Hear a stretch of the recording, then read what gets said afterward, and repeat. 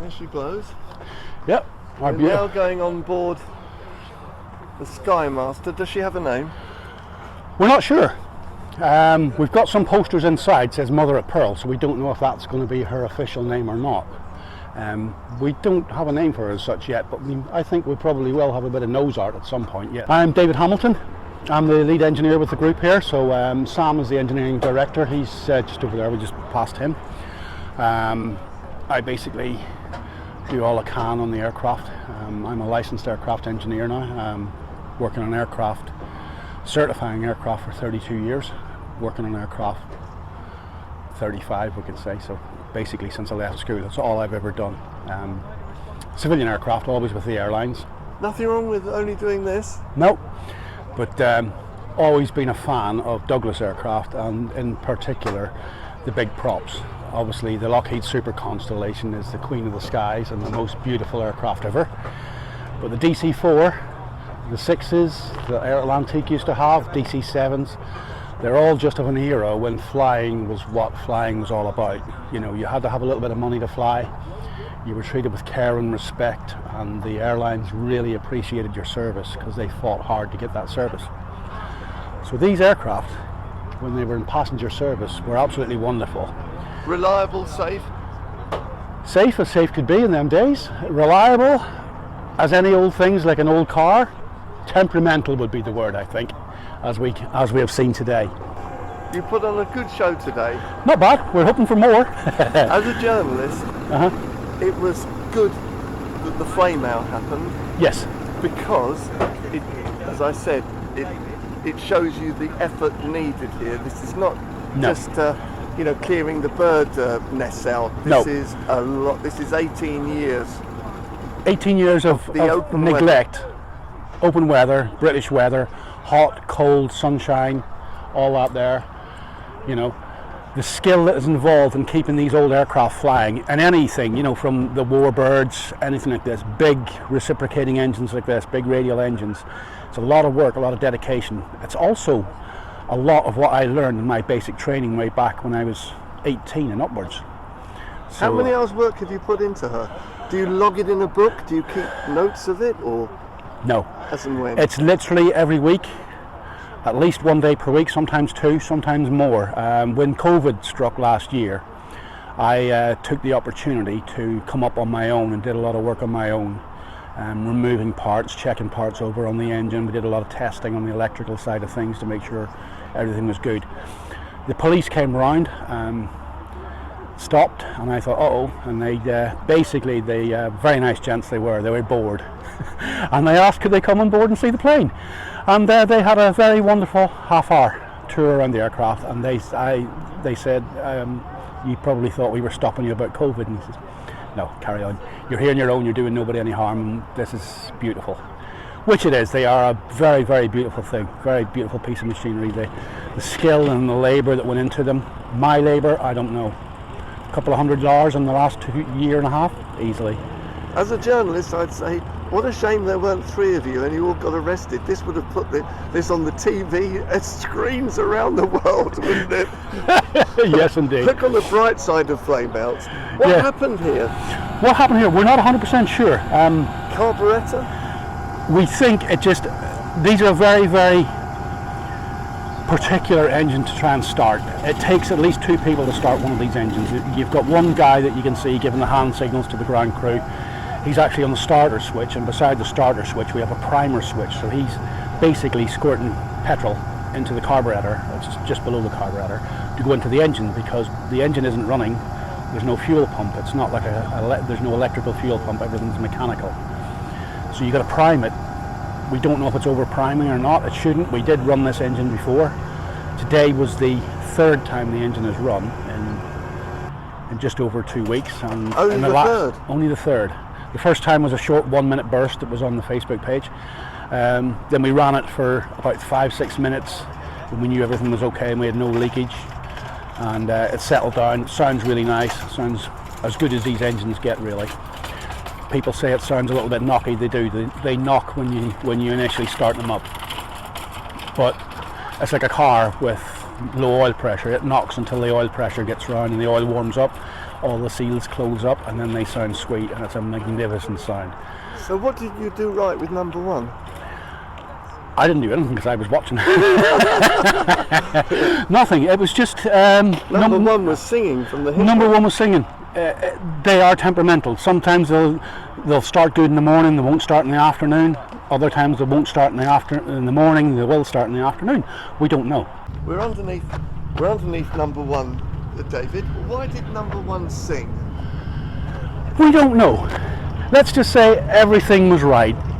Everything fell into place. It got the right amount of fuel on the priming circuit. It started up lovely. It ran lovely. You just run them at idle until they warm up. When you get a decent oil temperature, about 40 degrees, and the oil pressure is stabilised, then you can do things like we did. So the engine was run up. It sounded impressive out here, but it was actually at idle. It was only about 800 RPM, 850 RPM. On that run there, maybe 1200 RPM. But what you wouldn't have noticed is we changed the pits on the propeller, so you got a different note out of it, and you could hear it singing. Yeah. They may have feathered the prop as well, and then de-feathered it. So again, that will produce a different note. Yeah. But it just sounds wonderful. It's like playing a musical instrument. It is. Now, where are you taking me now? Where would you like to go? I'd like to go inside. Well, we'll go past this beautiful big 3-bladed propeller, 13 feet diameter. So we've got Pratt & Whitney R2000 engine. R for radial, 2000 is the capacity in cubic inches, so it's a 2000 cubic inch engine, which works out in modern money, European money, about 33.5 litres. 14 cylinders, 2 spark plugs per cylinder, so there's 28 spark plugs per engine, 112 on the whole aircraft. I've had them all out and in. I mean, they must cost the earth. The average spark plug costs around about 22 quid. So times that by 112, you can imagine. The interesting thing is, most of the spark plugs that are in this engine now are the ones that were in it for the last 18 years. We just cleaned them and checked them, and they've all been good. We had, I think, 5 failed out of the 112. Who made the spark plugs? These ones are Champion, so same as your car, just a little bit bigger. Champion spark plugs. So then, Champion, have you told Champion? No. Well, I think you should do. Champion might, champion your cause. Would they still make those same? They're still made. They're actually the same size of spark plug as in your normal light aircraft. Believe it or not. I think we need a Champion logo on. We need Champion to talk to us. I think we do have another company who make another spark plug called Tempest, and they are very kindly sponsoring us with spark plugs as well. But so this lady, when she sings very nicely. Well, a lot of power. You've a day to have your heart in your mouth or on your shoulder or whatever. One went, one sang, and one coughed. But it's a victory, whatever. It's always for something that's sat around for 18 years. Hot, cold, wet, snow, hail, sunshine. Just to purge the fuel system, to change the fuel pipes, because we didn't want any leakage and any chance of a rupture, to put on new fuel pipes, to put in new fuel in the tank, and to hit the start switch and have this thing fire up after 18 years is a magnificent achievement, especially when you consider we are really a very small group. We welcome everybody along. You don't have to have experience whatsoever. If you just love the aircraft, love what you heard today, come along and help out. You can polish a part of the fuselage, you can part of the team to polish it up. We can take parts off the aircraft that need cleaned and inspected. You can be a cleaner and clean that, and then we inspect them.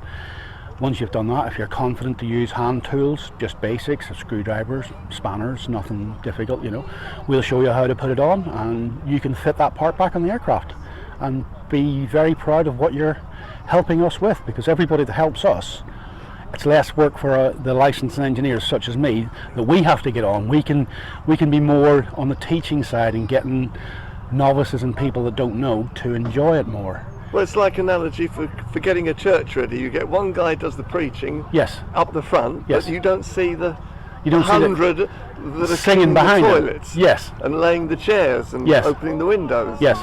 Yeah. Fantastic. So please show me inside. Yeah.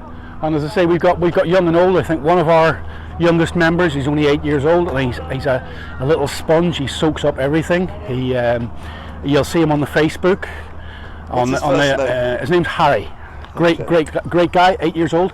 He knows everything about this aircraft. I took him on a tour. He just happened to come and pass with his dad.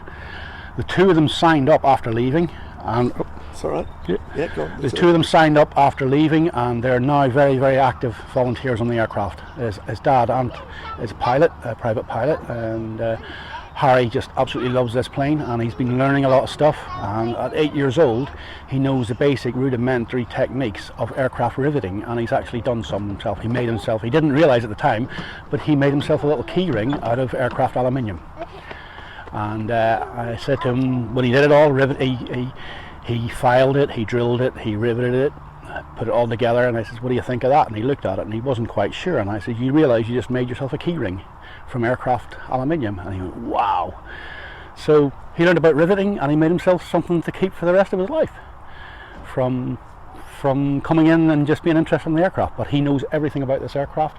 At 8 years old, he now takes adults around and on a tour of the aircraft. Absolutely amazing kid. The prince of the plane, Prince Yes. Harry. Indeed, absolutely fantastic, and it's a joy to have him along. We absolutely love our members and our volunteers. Anybody that comes along, we've got a volunteer.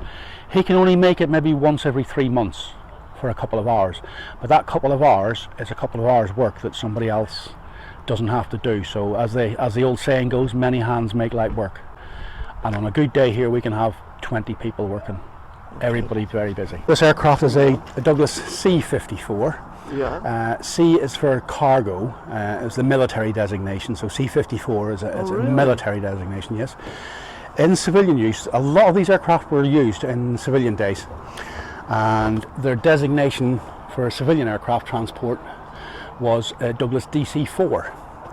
And the only difference between a DC-4 and a C-54 is the C for cargo has this big cargo door, and on the DC-4 it would be a normal passenger aircraft door here. That's a big door, isn't it? Big door, yeah.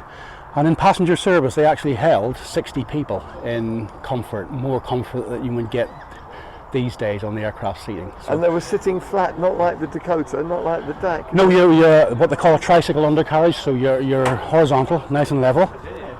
And yeah, so big old aircraft, 60 passengers in passenger service. C-54s, the RAF also used them, and one of them was in fact Winston Churchill's personal transport, so equivalent to Air Force One these days. Presumably it didn't have Winston Churchill 1 on the outside, it was made to look like just an ordinary... A normal RAF transport aircraft in the standard green and brown camouflage. Did they save it for after the war, or was Nope. that museums? Nope, Oh, gone, wow. gone. This is the only fully intact C-54 in the UK. It's the only C-54 stroke DC-4 in the whole of Europe, I believe, that is capable of running engines at the moment. A lot of work has been done in the last year and a half, including a full overhaul of the carburetors. The carburetors, yeah. The magic carburetors, which we can show you one actually. We do have one over there we can go to later. But the key point for any aircraft, of course, is getting fuel into the engine. The engines themselves are fine. The ignition system I fully checked out, it's good. No leakages, everything would work well. Fuel, as long as we have a fuel supply, which is through the correct metering from the carburetor, then everything is good, and that's what we have.